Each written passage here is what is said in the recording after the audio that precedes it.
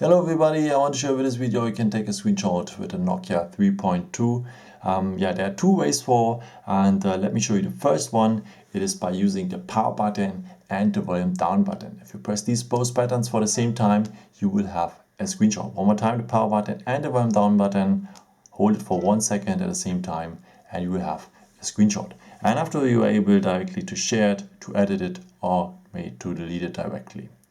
The second way I want to show you is with the power button. If you press this power button and hold it for 1 second, you have of course the opportunity to off your phone or to restart it, or you can take as well a screenshot. If you tap here that button, you will take a screenshot then.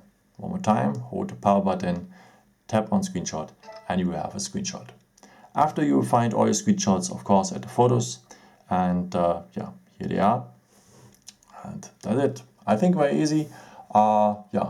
I hope I could help you with this video and answer a question. And maybe if you want, you can leave me a nice comment or give me thumbs up. Would be very, very helpful for my videos. Thank you so much for. And I've created also some other videos if you're interested in me. Just subscribe me.